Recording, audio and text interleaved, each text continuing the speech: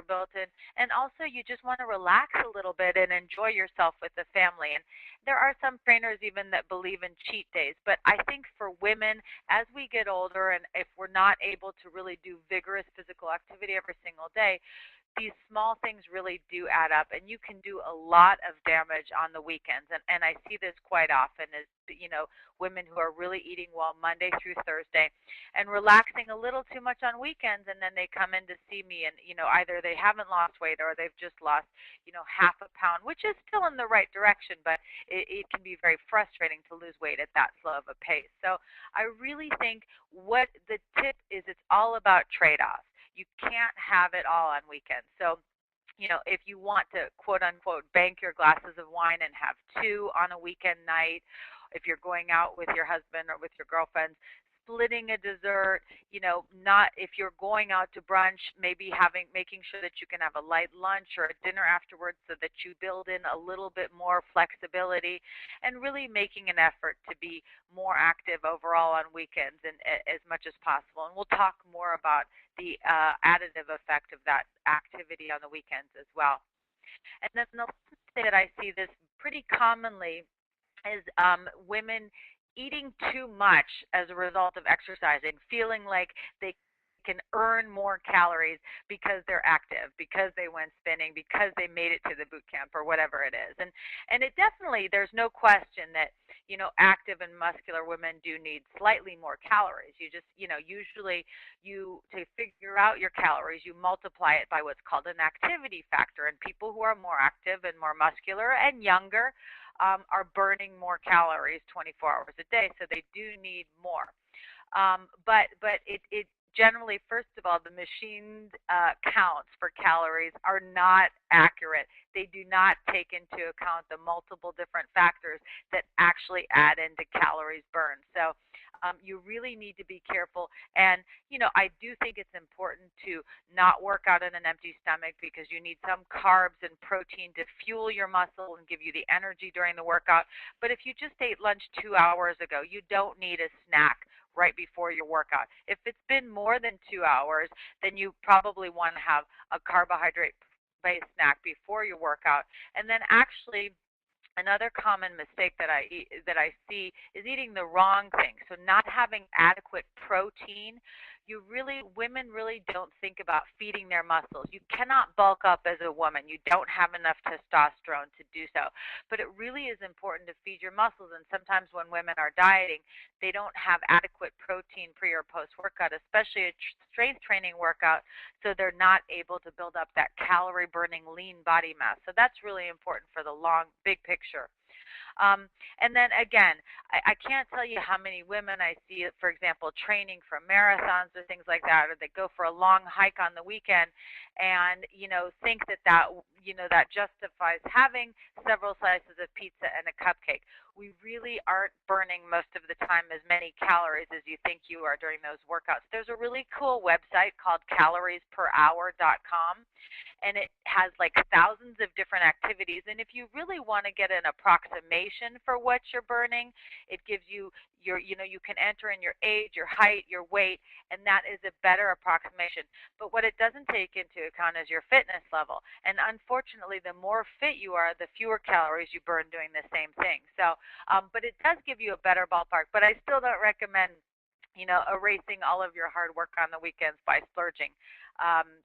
That's something that I see happen quite often as well. Especially a lot of women now these days, the new trend is to train for something. And marathons in particular, I find that women gain weight more than they lose doing that. So be careful with eating more due to exercise. So again, what we're talking about today is really dieting smarter, not harder. And the fact that small changes, which is probably all you have the bandwidth to do at this point, really add up.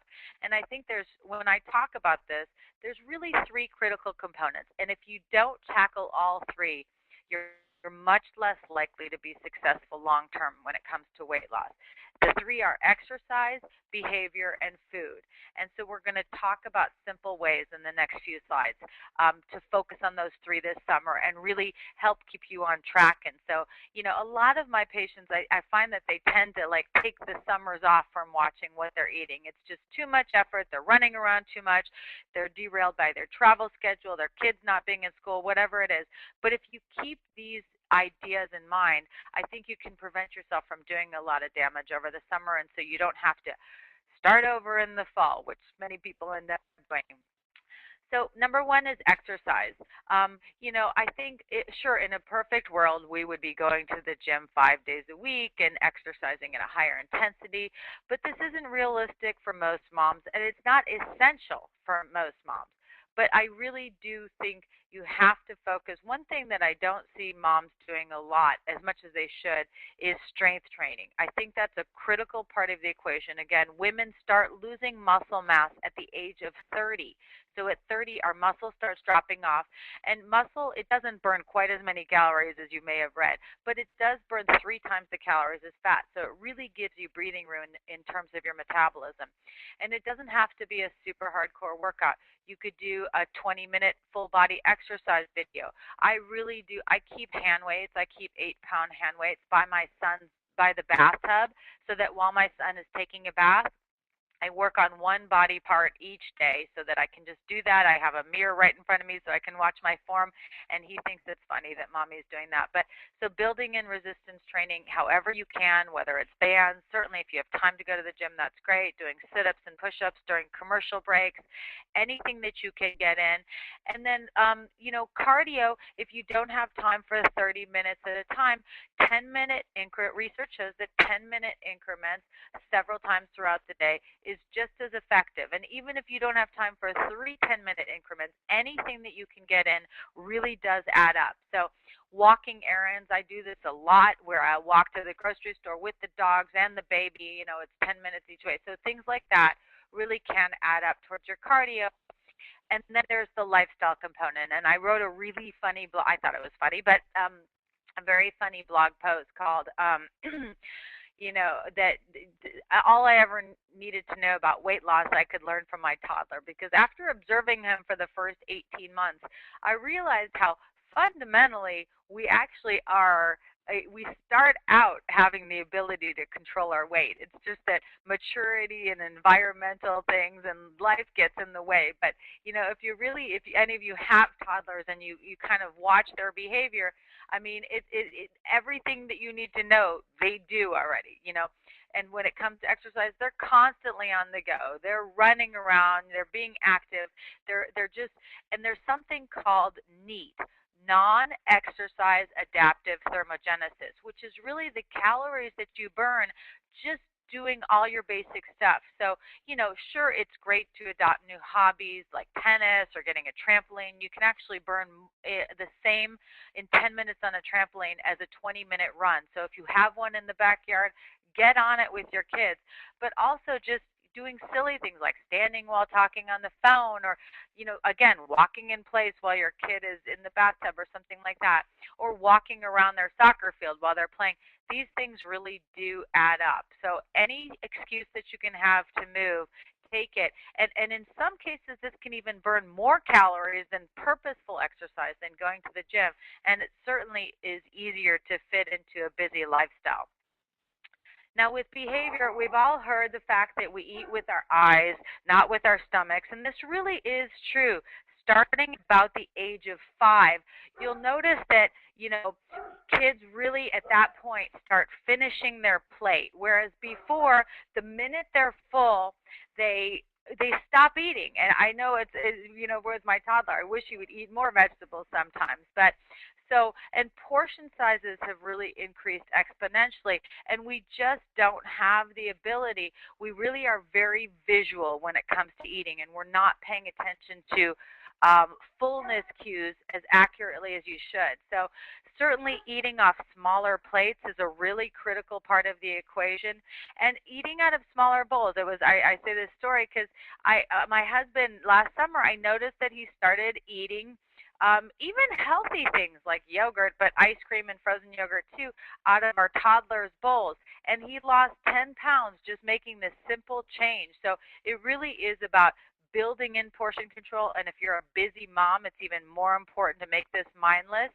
And it really can lead to a little bit more effortless of weight loss because you'll notice it just simply you don't notice the difference. I mean, even a survey of chefs, most of them felt like they could easily reduce portions 25% and people would never know the difference. So, it really can make a difference, and it's this sort of mindless eating, that can really, these changes that can really add up over time that make your life easier, especially when it comes to less healthy food. And again, cues from your kids. This is don't ever feel obliged to clean your plate. It takes 20 minutes for your brain to register fullness. So eating more slowly, starting with a smaller portion, and then going back again if you feel like you have more is a really good way to go. In addition, a lot of research shows that not keeping the full container on the table. So if you have a big bowl of pasta, keep it in the kitchen so that you have to get up to serve yourself the second portion if you've finished your first plate. Being more I know as busy moms, you're not often probably not paying attention to eating. It's just kind of happening on the side, but really making it a more social occasion where you're interacting with family, which you're probably doing already, and slowing yourself down a little bit, and focusing, on the pleasure of being with the family as well. And finally, and I think this is really important, and particularly as your kids get older too, and they start having more input into the food buying decisions in the family, there's a lot of research that shows that when food is out of sight, you eat less of it. There was a really interesting study that showed that when secretaries had candy on a desk that was 10 feet away, that was in a bowl that they could not see through, they ate something like 37% less candy than when it was on a desk that was on their desk, or when it was a clear bowl. So we really are programmed to respond visually to food.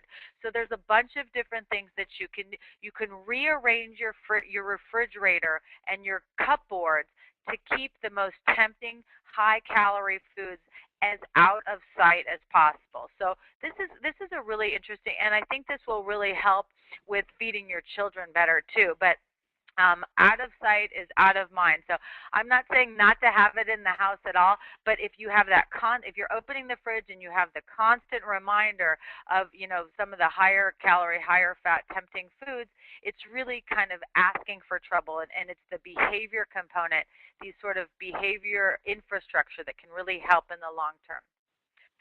When it comes to food, certainly fruits and vegetables, fruits less so as far as portions, but vegetables are absolutely essential. And this is something that I think, busy moms, certainly you're trying to get vegetables in for your kids, and that may be frustrating and it may be limited in their selection of vegetables, but they really are, you get the most bang for your buck as far as high in nutrients, so I call it nutrient density, and low in calories, so low calorie density. So I really encourage you, particularly things like leafy greens. A little over one serving of leafy greens a day can decrease your risk of diabetes by 14%. You know, be creative in how you incorporate them into your diet. I actually put 2 cups of fresh spinach in my smoothies in the morning. It's a great way to get my kid to have it too. But incorporating vegetables into everything that you can possibly think of is a really easy way to cut calories without cutting portion sizes. And the same thing with fruit. I think what I encourage my patients to do is to cut back a little bit on the grains in the summer so that they can increase their fruit slightly because they have the same carbohydrate density, because fruits are so delicious during the summer and they're so nutrient dense.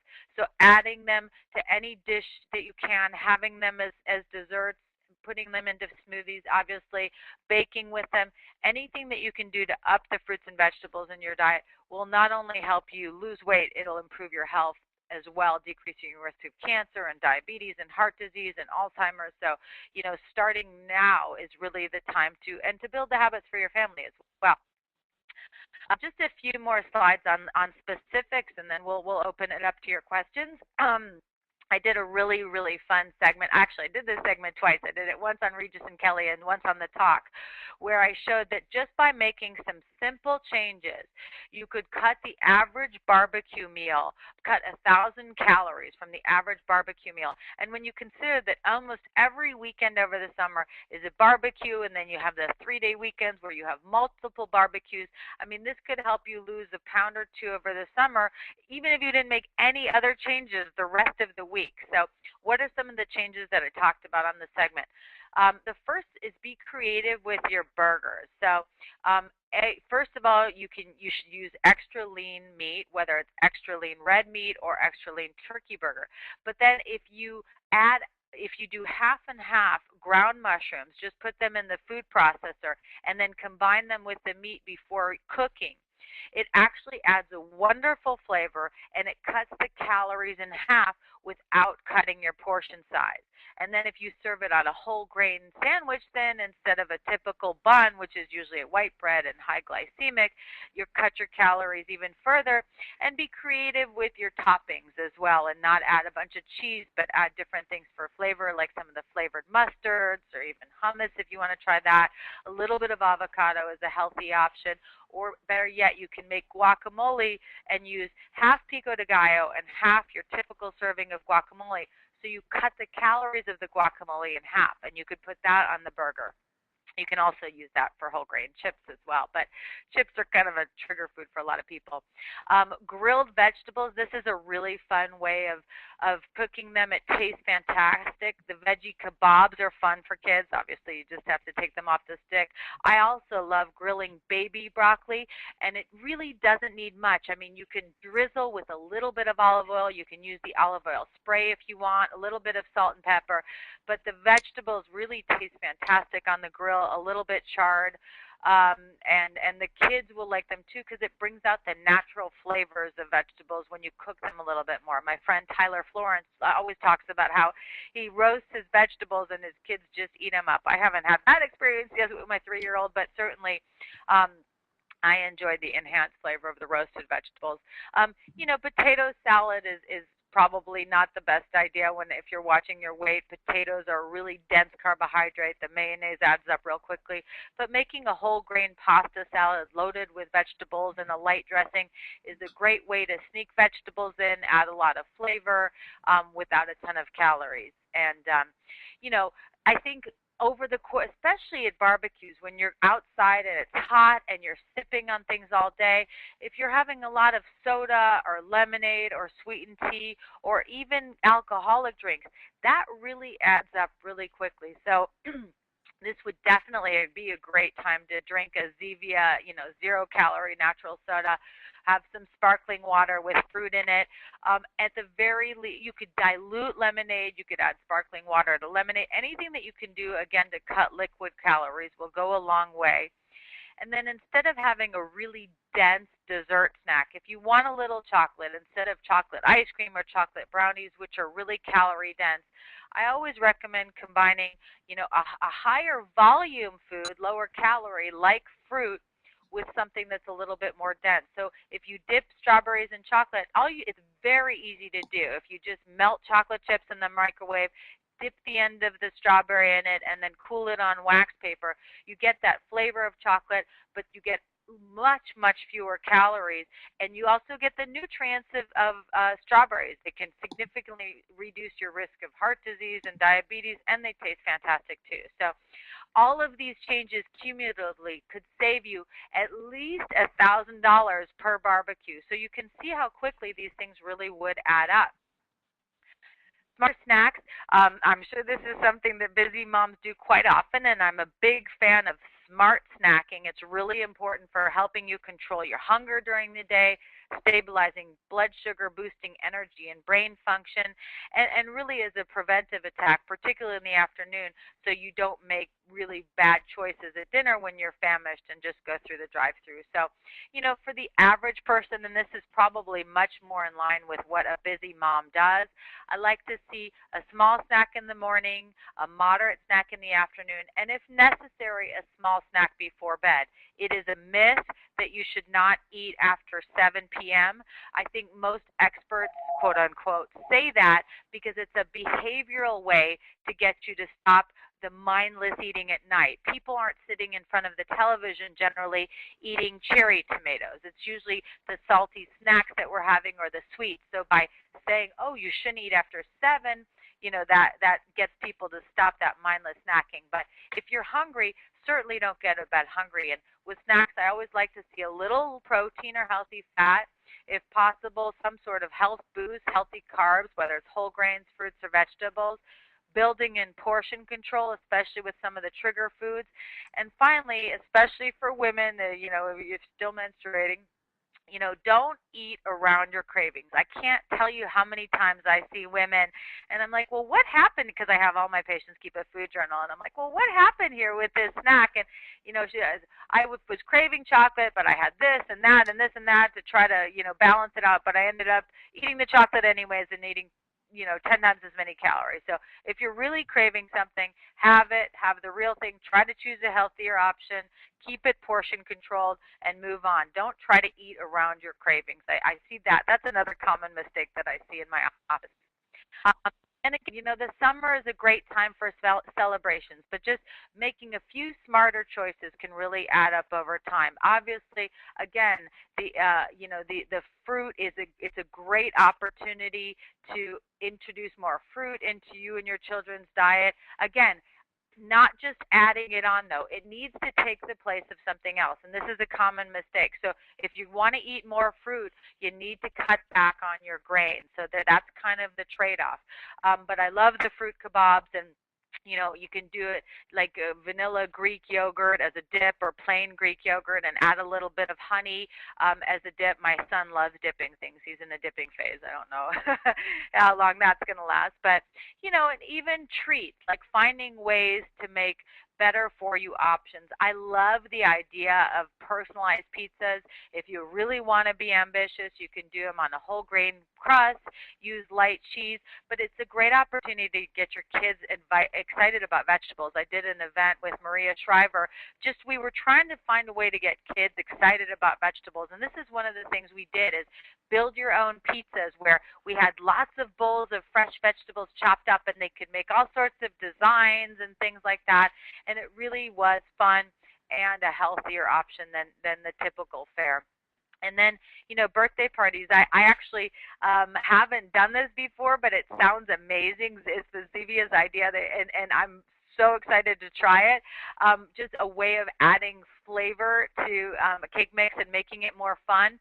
And I'm also, I hate to be, so negative, but grocery store bought frosting is one of the most concentrated forms of these dangerous trans fats that you can find. So that really needs to be limited. Of course, you're going to have some on occasion. It's impossible if you have a kid to mix frosting altogether. But really, if you can add a lot of flavor to cupcakes without all the frosting, it's much less sugar, much less trans fats, and it's one of the few places where they still exist in the grocery store, those partially hydrogenated oils. So again, I'm kind of when it comes to nutrition, I really am more about moderation than perfection. And you may think it's a little funny that a nutrition doctor is working with a soda company, but for me, I really do believe that this is a smarter soda. I think the natural component is a really key factor for me when I agreed to work with Zevia. I'm especially concerned about the use of artificial sweeteners in kids up until the age of 6 because they're developing bodies and brains, and I think it's better to be safe and really try to limit artificial sweeteners in that population especially. So I love the idea of Zevia. I'm completely addicted to the strawberry flavor, which is as far as that research study that I mentioned earlier showing that it tackled your sweet tooth, it really does it for me. So I think it's a smarter soda option. Would I prefer that everybody drink water? Sure, but I'm realistic, and so I think this is great that we have an option like this that really is better for you. So With that, I will turn it over to questions or anything that Natalie might have to add. You see here some coupons and retailers, and we can open it up to questions. But I thank you very much for taking time out of your busy day, and I hope that you learned a little bit, and I'm happy to answer questions. Thank you so much, Dr. Melina. It was such a great presentation. We have so many questions coming in. The first question we have is from Mary, and she just wants to know if you have any specific weight loss tips for women over 40. Yeah, you know what, Mary? That's a great question. Women over 40, this is really common. This is when estrogen levels really start to drop off, and really where your metabolism starts slowing down because of it, and your sensitivity to carbohydrates really starts going downhill a little bit. So I find that in most of my patients, I do have to limit carbohydrates somewhat. So I put them on a more moderate carbohydrate diet, and try not to have too much fruit or too many grains at any one meal. So having lean protein with every meal or snack, cutting back somewhat on the carbohydrates. And also a really effective thing that I've found for women over 40 is to do something called high intensity interval training. It's a very efficient workout. A lot of times I find that as women age, they don't work out as hard, whether it's a factor of schedule or they don't have time to take these classes. By alternating, um, high intensity interval training is basically doing little mini sprints. So you would do like a 5-minute warm up, whether it's walking or on the treadmill or on a bike, and then push hard for 30 seconds, and then you do a minute of normal. And you do that for 5 to 10 times, and then cool down. And in about 18 minutes, you can really bump up that metabolism, which is falling off after 40, and you get a little bit of afterburn. So you get an extra calorie boost. So those two things, interval training and modifying, reducing your carbohydrates somewhat, both from fruit and grains, I have found to be very beneficial in my practice for women over 40. Thanks so much for going into detail about all that. We actually have, I know you just mentioned metabolism. We actually have another question just asking about, are there certain types of foods that can help her increase her metabolism? Yeah, that's a great question. I get asked that all the time. There are no zero-calorie foods. There are no negative calorie foods, but lean protein requires more calories for digestion and absorption than carbohydrates or fat. Now, that doesn't mean that you should eat a lot more, but it actually takes calories to burn food, and research shows that protein requires the most calories. So that's why I strongly recommend that to boost metabolism, you have lean protein, not in large amounts, but 2 to 3 ounces for breakfast, 3 to 4 for lunch, 3 to 4 for dinner, maybe 1 or 2 ounces for snacks throughout the day to give yourself a metabolic boost. There is some preliminary research also that green tea can boost metabolism slightly. I find that also green tea pre-workout helps with fat burning during the workout. There was a study that came out, so I recommend that it's a great idea if you want to have a cup of iced green tea without sugar before your workout. It may boost your fat burning during that workout. And the other thing is that there's research on is cayenne pepper. So obviously, you know how it makes you feel hot and revved up. That's an indicator that it's actually boosting your calorie expenditure, but it's not a huge effect. So certainly don't torture yourself. But those are really the foods that have the best research on it as far as metabolism goes. Great, thank you. We have a question from Steph who's saying she generally doesn't let her kids drink soda, but she wants to know if Zevia is something that's okay for her kids to drink. Absolutely. I feel pretty confident about this. I obviously you don't want to get your kids into the habit of having soda on a regular basis instead of milk or water. But I really, this is the only type of soda that I feel comfortable giving my son who's 3. I just, there's no definitive research one way or the other on artificial sweeteners. But I'm just not crazy about giving them to kids. And certainly there is plenty of negative research on, the full sugar sodas with the rising incidence of obesity in kids. So I think Zevia is a great option, but again, I wouldn't want it to displace milk or water. It can be a treat or something, not necessarily on a regular basis instead of, more nutritious options. But it's the only one that I feel comfortable giving my son. Okay, great. Thanks. We have a question from Ashley who's saying that someone has told her before that losing weight is 80% about nutrition and 20% about exercise. And is this true? There's no specific research on that, but I really believe that's true. And I think that's a big mistake that I see women make a lot is I think this is especially true for women. Because our bodies are designed to hold on to fat and withstand times of famine more so than men's because of childbearing. So certainly in my practice, all the time, I mean, men can start these rigorous exercise programs and weight just falls off of them. But for the most part, if you only have a limited amount of time or energy to focus, I usually say 70% diet, 30% exercise. Now, when it comes to maintenance, though, the ratios change to 50-50. So I think it's important to have those exercise habits in place, even if it may not be a priority for the weight loss, because when it comes to maintenance, again, it's more of an even split. Great, thank you. Hmm. We have a question from Barbara asking if it's true. She's wondering, she's heard that her body can go into starvation mode if she doesn't eat enough calories. If this is true, how can she figure out how many calories she should consume in a day? Yeah, that's a great question.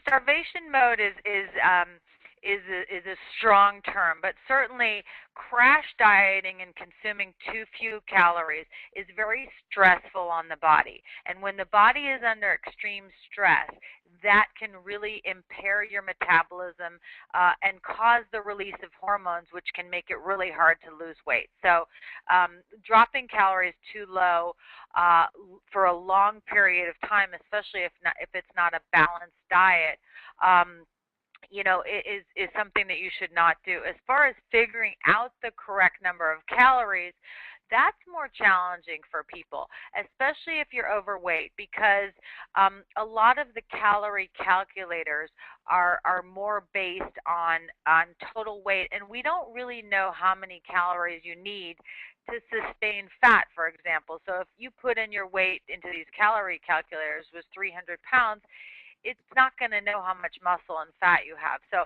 I think it's a harder question. I think that for most women, I would start at 1500 and back off from there. If you're much less active, if you're over 50, you may want to go closer to 1300.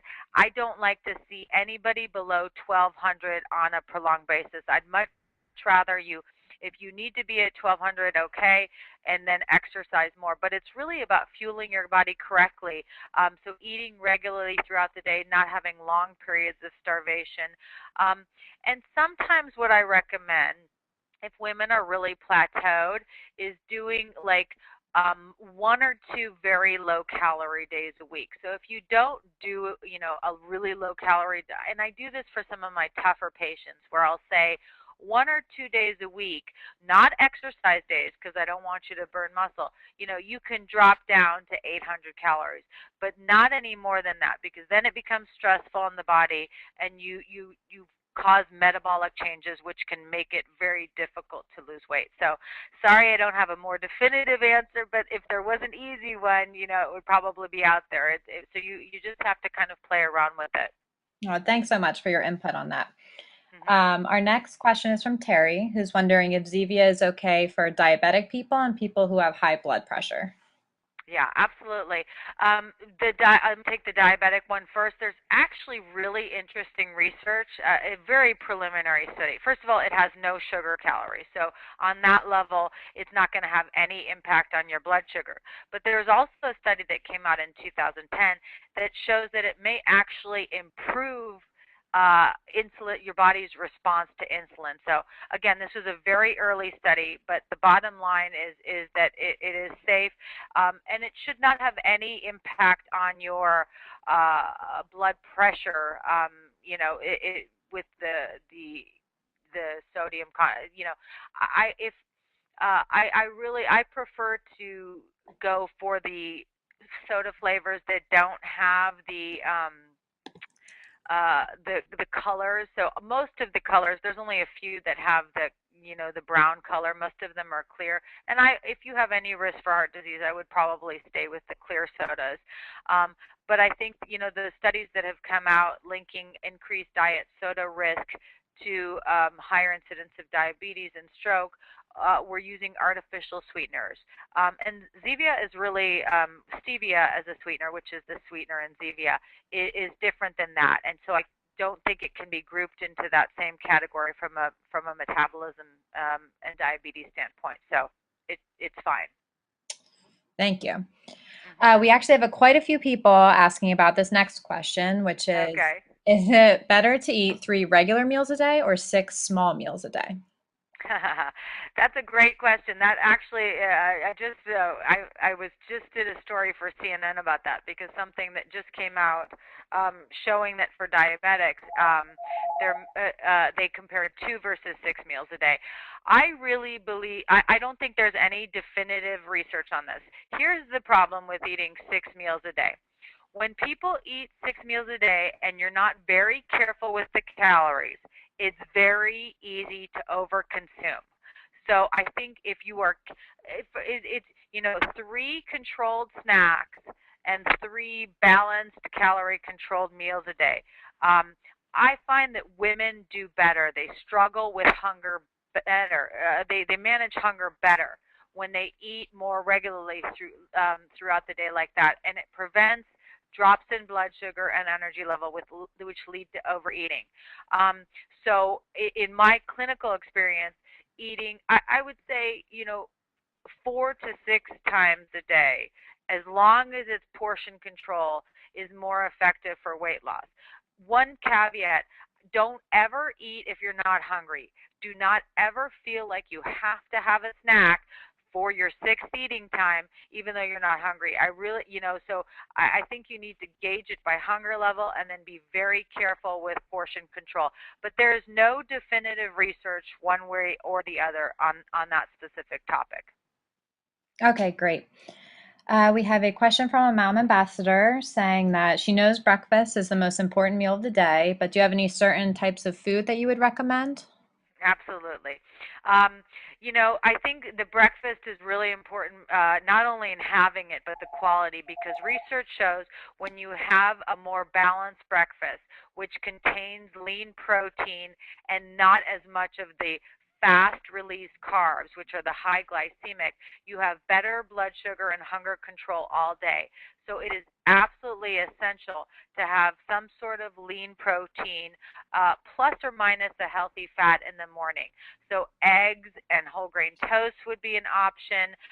Cottage cheese, a Greek yogurt parfait with a little bit of fresh fruit and maybe slivered almonds. I'm a huge fan of smoothies just because they're easy, and like I said, I can throw and I like for smoothies to last a little bit longer. I like to throw in a little bit of healthy fat. So I will generally use a whey protein. I think it's a higher quality protein. It may help mobilize belly fat more effectively. I use a low calorie milk. I like the unsweetened vanilla coconut milk. It has about 45 calories a cup. Fresh or frozen fruit, and then I'll do a little bit of healthy fat, whether it's a tablespoon of ground flax or 2 teaspoons of chia seed or nut butter, because that fat really helps stabilize blood sugar and keep you fuller for longer. So with a balanced smoothie like that, with all of those components and maybe some greens in it, you really may not need a morning snack. So that's why there's no one right answer to the 6 times a day versus 3. It really depends on how you build those meals. But so those are just a few options. Breakfast sandwich, so an egg, vegetarian breakfast patty, and a whole grain English muffin with some cheese. Those are some different options, but I do find that women do much better when it comes to weight loss when they build their breakfast around lean protein. Great, thank you. Hmm. We have a question from Lacey asking, is Zevia healthier than the diet soda she drinks, and if so, how? Again, I think first Zevia is made with stevia, which is a natural sweetener. Um, as far as I know, all the other diet sodas contain different types of artificial sweeteners, whether it be aspartame or Splenda or sucralose or acesulfame.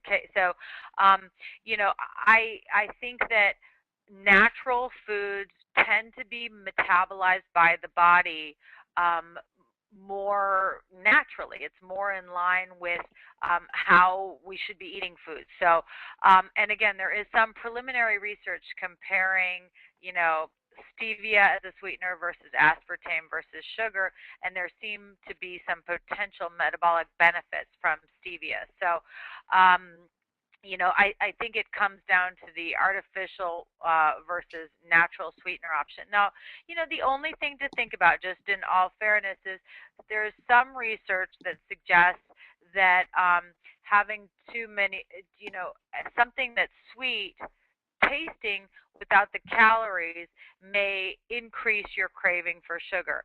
So if you find that that happens, then no diet soda is going to be good, but no regular soda is good either because then that has the sugar. So, I think it comes down to the types of sweeteners, and I'm a big believer in natural sweeteners over artificial, just in how they're handled by the body.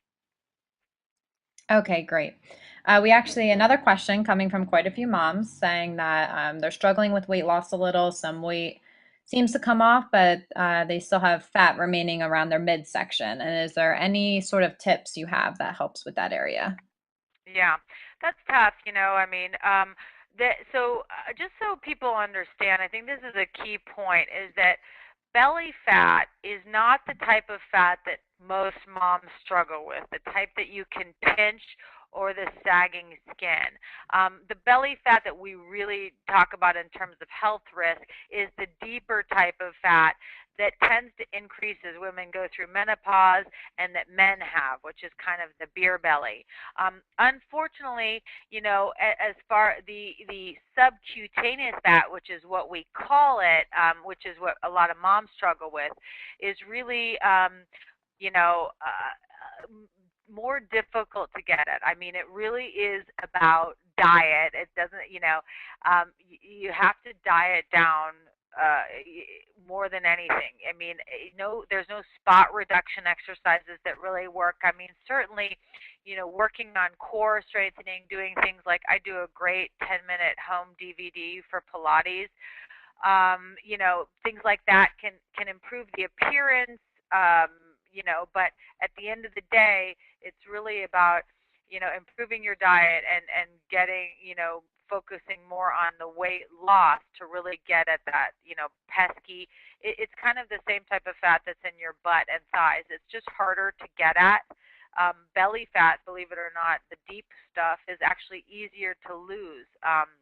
That's why maybe one of the reasons men lose weight so much more easily. So I wish I had, a better solution, but it really is about, being consistent with the diet and paying attention to calories and those small changes really adding up. I mean, I see a lot of moms that just, you get busy and the calories sneak back in and then the weight doesn't go down. So, but the high intensity interval training may help with that too because it does give you a metabolic boost. So I've seen women kind of break through plateaus with that.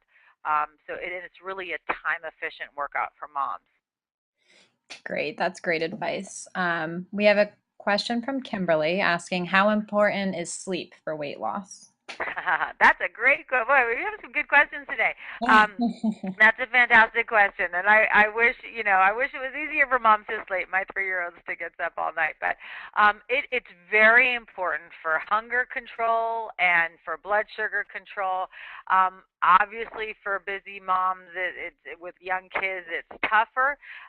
So certainly do the best you can. I think one of the biggest mistakes that I see with moms is working on the computer right before bed because research shows that the LED light that are emitted from your computer can actually change the levels of hormones in your brain related to sleep, melatonin specifically. And so as hard as it is, not getting away from your computer 2 hours before you go to bed can really be beneficial in improving the sleep quality that's under your control. Now, with your kids getting up, obviously you have no control over that, but sleep is a critical part of the equation, and I think just doing the best you can. But certainly, I know for me, before I read this research a few years ago, I used to be on the computer right until I went to bed, so you really have to kind of be careful about that because it could be contributing to poor sleep quality. Great, thank you. And we just have one last question here Okay. from Faith, who says, "Do you have any recommendations for a healthy, quick lunch?" She feels like she's eating the same things every day and just wants to mix it up a little bit with something healthy and easy. Well, I don't know what you're eating, but I don't know how many people. I'm a huge fan of Trader Joe's. They have these pre-made salads that I get a lot of variety from. I think changing things up like with different like pita pockets where you can throw different things in, different types of meat, different types of vegetables, throwing in hummus, different types of hummus. Building in kind of variety in that way. I mean, lunch is just tougher because people are on the go. But I think, luckily a lot of stores have, pre-cut vegetables, so you can add a totally different flavor. If you put turkey and salsa and a little bit of avocado one day into your half a whole grain pita pocket, and then the next day, maybe it's hummus and vegetarian. You do cucumbers, and so, but just kind of variety in vegetables and lower fat like toppings and sauces. I think can help keep things more interesting because I struggle with lunch too. Honestly, it's not my favorite meal of the day, so I think just kind of adding flavor and different options like that. And it's not like you're going to do soups during the summer. Certainly salads, being creative with salads, putting different types of, you know, small amounts of seeds or toppings or beans. It's easy. I get like pre-cooked chicken from the grocery store. I'm not a great cook, but so I'll do like a rotisserie chicken, and you can throw that on a salad with some beans and salsa, and it's an easy lunch. Then you can throw it in a wrap the next day with a little bit of avocado and romaine lettuce, chopped romaine, and it's an easy lunch. So things like that, really try to make it as easy and mindless, and just kind of just add different spices and flavors to the same types of foods that you eat. Well, thank you so much, Dr. Molina. That was such a great, interesting presentation, and thank you for answering everyone's questions. My pleasure. Thank you. Thank you again. Everyone attending, thanks for your time. And to the Mom Ambassador Sampling Zevia, we're really looking forward to your feedback. And to everyone else who attended, don't forget to check out the Zevia Sampling Center for a great coupon. And we're going to go ahead and log off. Thank you again so much, Dr. Molina. Have a great day, everyone. Thanks. Take care. Thank you. Bye-bye.